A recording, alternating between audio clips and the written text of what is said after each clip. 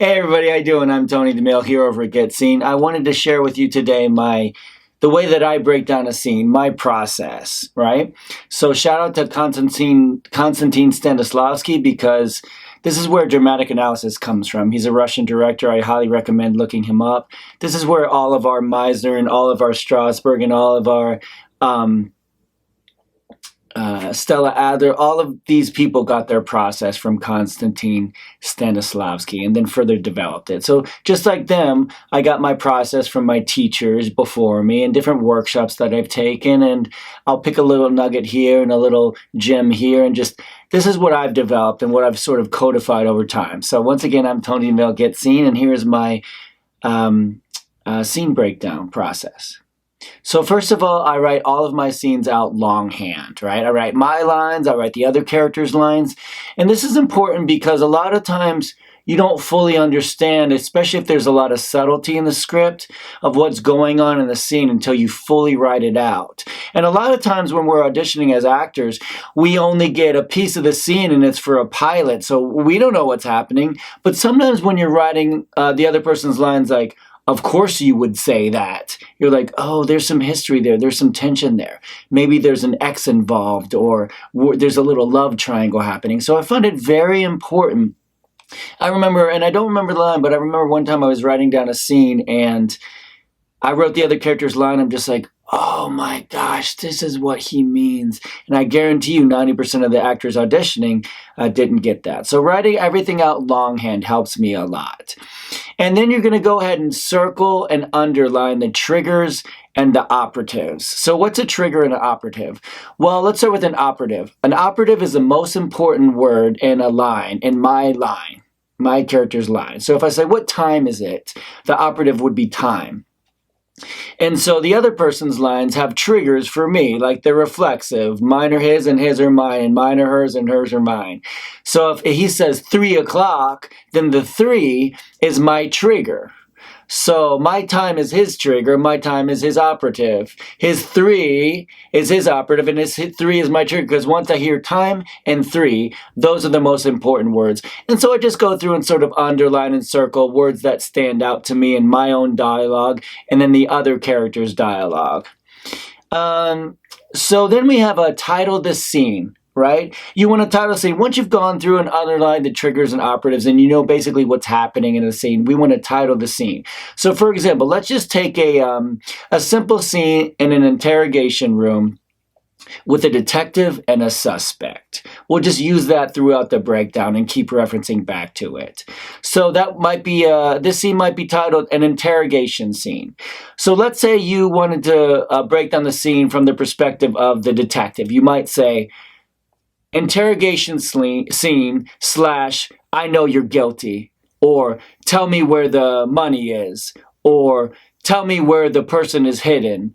Or so if you wanted to break it down from the suspect scene, you might title it interrogation scene / I didn't do it, or / you'll never take me alive, or / you'll never pin this one on me.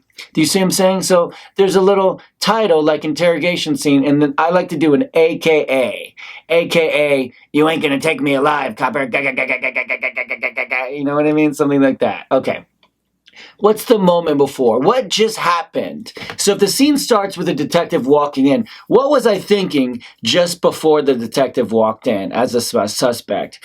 Maybe I was thinking, okay, I need to stay cool. I need to keep my heart rate down. I need to stay calm. And then he walks in the room. Or I need to not, I'm coaching myself through what's going to happen. He's going to ask you this. He's going to ask me. And my answer is, I don't answer a question until my lawyer's in the room. So he walks in the room. I just sit there just like this, grounded in my truth. Okay, emotional pre-life. What is a truthful emotional state that you start the scene in? So let's say I'm going to break the scene down from the perspective of the suspect. So I'm the suspect. I might be like freaking out inside. So emotional pre-life is I feel like I'm freaking out, or I feel super paranoid, or I feel calm because there's no way he's pinning this on me, or I feel angry because he knows I didn't do it, but he planted the information in my house and it's a setup, or a million different things. But one thing to keep in mind is This is a truthful emotional state. This isn't like, oh, I really should feel sad right now. No, if you go to sad and you're nervous, use those nerves. Say, my character, I feel nervous. Anybody can feel nervous at any time. So remember, it's a truthful emotional state. Now, what do I want? This is the most important thing in a scene.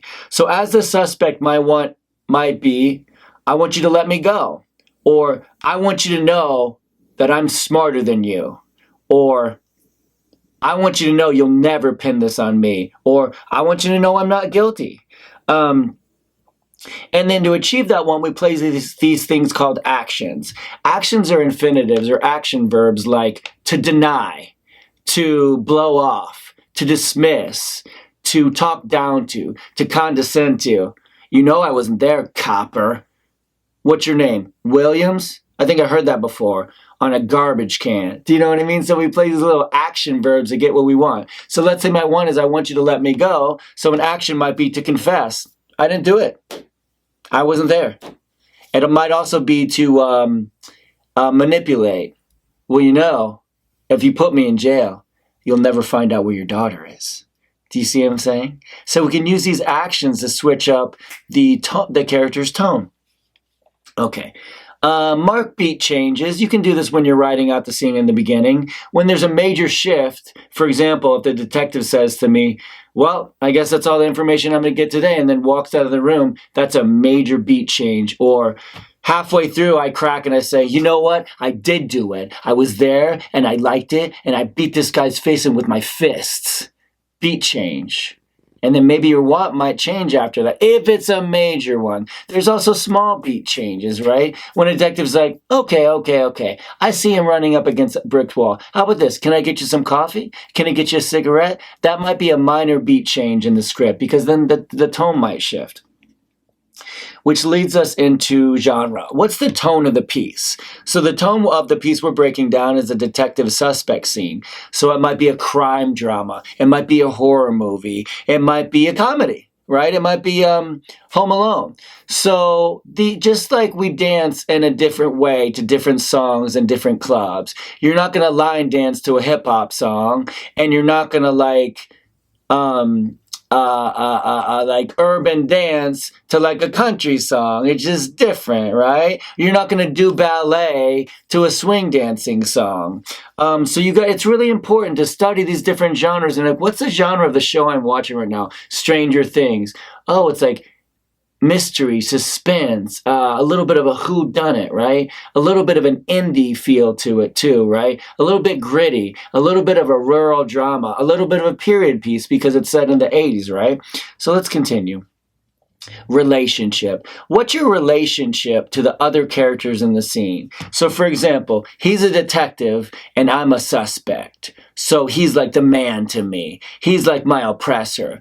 Also, he could be like some doofus, right? He could be my brother-in-law. He could be my brother. He could be my husband. And now he's having to interrogate me. Do you see what I'm saying? So there's not just always a simple relationship level. For example, with your friends, you have some friends who maybe you're attracted to, and you have some friends who you're like, this person's annoying, but, you know, they're good, have a good heart. So, like, I'll go to the mall. Do you see what I'm saying? Relations can become, so explore these relationships as you're creating your backstory. Let's just touch on environment before we get to backstory. Environment, where are you? What's the weather? What time of day? What time of year? So we all know that in Georgia, for example, if you're at Piedmont Park, in the fall, you're going to behave totally differently than you are August 15th when it's like sweltering heat and mosquitoes and like, you know what I mean? Just like, you can hear the hum of the cicadas and in October, it's like nice and crisp, and you're like, ooh, let's go get a chai latte from Starbucks across from Pond City Market and just talk about things. I just feel so excited about my career right now. Also, what time? If it's 3 o'clock at Piedmont Park, the scene's going to be very different than it's 9 o'clock. Even in July, it's going to be a lot cooler, right? What's the weather like? Is it partly cloudy like it is every day for the past 3 months in Georgia, or is it like bright and sunny? Is it hot? Is it maybe a little cool today? And what does the room look like? Describe the room in which you're in. The room I'm in now is my taping room. So I've got clothes hanging up to my right. I've got all our sort of props to the left, and our camera equipment, and our audio recording booth over here, and my lights. So when you close your eyes, you have to see it all. This is how we ground ourselves in the scene with these techniques. And I'm going to touch on that again at the end. Backstory. What is your character's backstory, right? What brought you here? I'm 45 years old. I know I don't look it, right? It's insane. So what are the circumstances that led up to me being here in this moment, saying these things to you? Does that make sense? So where was I born? What was my childhood like? What games did I like as a child? What's my sign? What's my full name? And there's a really great questionnaire online that you can look up, top 100 character questions to ask yourself about your character. And I say, you know what, just pick 25. Pick 25 of them. Pick your character's favorite song. Pick what was their high school like? What's their biggest fear? When's the first time they were kissed? Oh my God. Stuff like that. Make it fun. Make the imagination, the Stella Adler part of the process, just really fun. You know, Stella Adler says, life crushes us, right? And I'm paraphrasing it. It crushes our soul, and art reminds us that we have one. So use your imagination and really get into the creation of the backstory for the character. I like to also come up with a song that my character is going through. For example, I just did a show in Pittsburgh, and my character's song was a Neil Diamond song. I said, because it just grounded me. My character was in a place he didn't necessarily want to be in, but he was doing it because it was a right thing. So it was kind of a declaration of, I'm here, I'm present, I'm doing this thing for like the greater good. And that's what the song, it's like mournful and wistful, and that's what it made me feel. Okay, great. Dress the part. I like to dress things that suggest the character. So if I'm playing like a Brazilian dude, I might wear something like this. Aí, rapaz, vamos jogar capoeira, rapaz. Aí, vamos lá. Do you see what I'm saying? Wear things that make you feel like the character. Maybe a cool hat, or, you know, what have you. Something that makes you feel like if I'm playing a police officer, I wear my boots. If I'm playing a bad guy who's rough, I wear my boots, but I leave them unlaced, and I wear some loose jeans and like a cool shirt and something that makes you feel tough. Do you know what I'm saying? Okay. Givens. Givens in a scene are, we can ignore the stage directions unless somebody says, why are you laughing? Where did you get that gun? Why are you crying? Then we have to respect the other person's dialogue. Okay, most importantly, don't plan your scene. You prep your scene, you do the work, and then you show up with the other actor, and you're just present. And you do what Meisner calls working off your partner.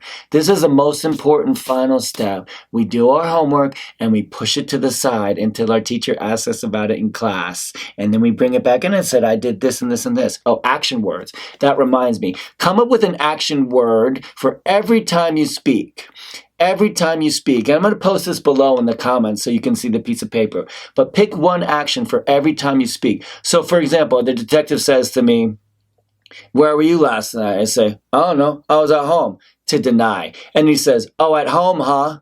The lights were off at 4:30, so no one was in the house. I'd be like, well, I guess you found me out, to make fun of. So every time you do a line, use an action word. Okay, that's about it. So the final thing I want to say about the scene breakdown is, you know, when we act, we get in the flow. Just like a singer who starts singing, Ave Maria, is very different than Ave Maria.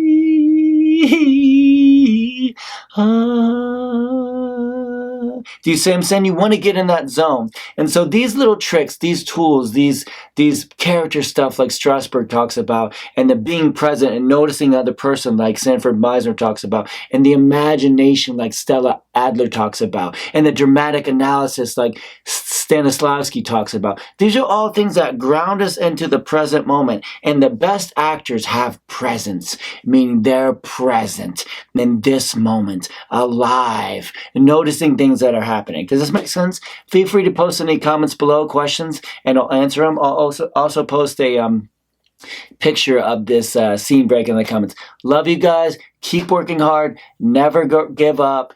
The creator of the universe is the author and the finisher of your dreams. So never give up. Always hold on to that spark inside your heart. Love you guys. See you in class. Talk to you soon.